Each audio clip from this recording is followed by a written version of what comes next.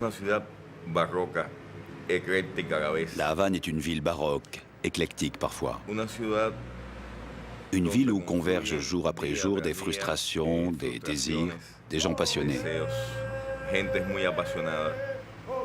Es la ciudad C'est la ville où s'est donde développée se ha l'histoire de desarrollado danza la contemporanea de historia Cuba. de danza contemporánea de Cuba.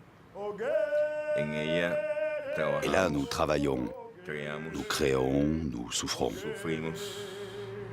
Pero para entender la Pour danza comprendre contemporánea danza, de Cuba, hay que il faut también aussi un poco comprendre entender l'origine de la notre formación de nationalité, nuestra de nacionalidad, notre essence de nuestras créative. esencias creativas.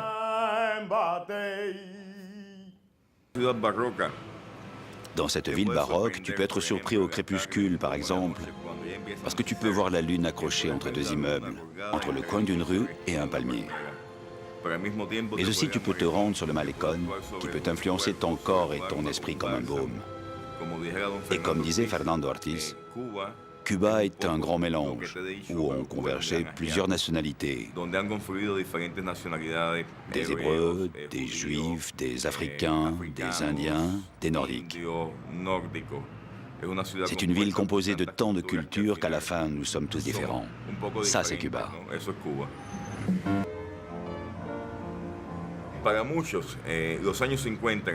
Pour beaucoup, dans les années 50, dans le monde, La Havane était une référence.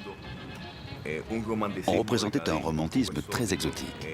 On ne se tournait plus vers Venise et beaucoup de gens préféraient venir à La Havane pour chercher cet exotisme décadent.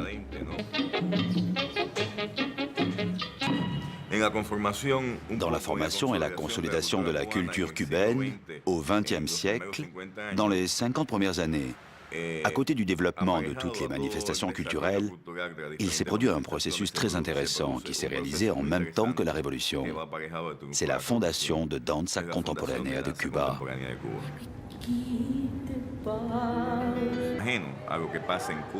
Nous n'ignorons pas ce qu'il se passe à Cuba.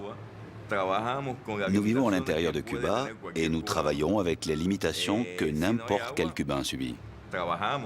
S'il n'y a pas d'eau, on travaille sans problème, parce qu'il faut travailler. Ça augmente le désir artistique, ça augmente le désir de faire et toujours faire. On doit passer par-dessus toutes ces choses. Tu as vu que l'électricité s'en va. Ça peut arriver alors que tu en as besoin. Mais nous, on continue à répéter sans la musique. Ou bien on se met à compter. Ou bien il y a quelqu'un qui peut chanter ou parler pour continuer le travail de la compagnie. Parce que nous avons des choses que nous devons faire. On a des engagements nationaux et internationaux que nous devons tenir. Alors, si la lumière s'en va, s'il n'y a pas d'eau, on doit continuer à travailler. À un moment précis où l'état de la compagnie était très très mauvais. C'était une époque très difficile, celle des années 80 à Cuba. La fameuse période spéciale. Et Miguel, le directeur de la compagnie, avait une maxime. Même si un immeuble nous tombe dessus, on continuera à travailler.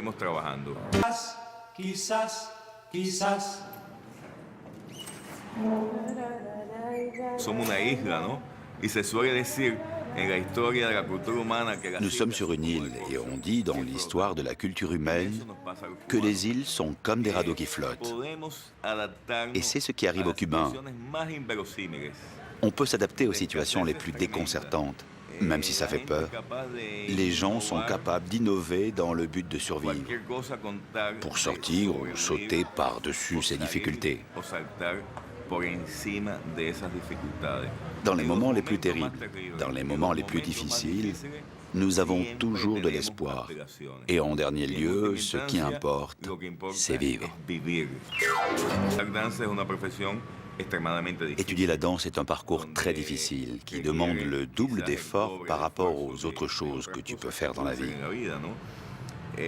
C'est ton corps que tu dois conditionner contre la nature. Des fois, cela demande beaucoup de choses à faire. Non seulement travailler dans la compagnie, mais aussi certains étudient le soir. Il y en a d'autres qui, pour rester dans la Havane, travaillent à danza. et étudient aussi pour faire une carrière de professeur de danse. Et souvent, certains, en fin de semaine, travaillent dans des spectacles nocturnes. C'est une façon d'augmenter leurs revenus. Souvent, les gens pensent qu'en voyageant ou en faisant ce que nous faisons, les tournées internationales, c'est suffisant. Mais nous avons toujours des contradictions et nous ne pouvons pas toujours danser à Cuba à cause de la situation économique du pays. Nous n'avons pas toujours de théâtre pour danser. Et cela a des répercussions d'une façon ou d'une autre sur la difficulté d'être un danseur. Notre compagnie n'est pas une compagnie comme nous pouvons en voir en Europe. Ce n'est pas un lieu idéal de danse comme on peut le voir chez vous. Mais c'est le lieu où nous construisons, où nous travaillons. Pour nous tous, il y a un sentiment très grand d'appartenance avec Danza. C'est comme si c'était notre propre maison. Si tu ne sens pas la compagnie comme tienne, la compagnie ne fonctionne pas avec indépendance ou avec les difficultés qui peuvent exister. Avec indépendance, parce qu'à certains moments, nous sentons que nous ne sommes pas seulement des travailleurs de l'État, mais au final, la compagnie appartient à l'État. Et nous sommes tous des travailleurs de l'État. Mais peu importe, la compagnie est à nous. Regarde, c'est la vue la plus belle, quand le crépuscule tombe sur la Havane. Et surtout, il y a le mystère de la mer, ondulante avec de calmes vaguelettes. De longues algues fluorescentes flottent sur la crête des vagues. La mer, toujours la mer, pour revenir à Alejo Carpentier. Mais il y a aussi des bidons et de vieilles bouteilles qui flottent.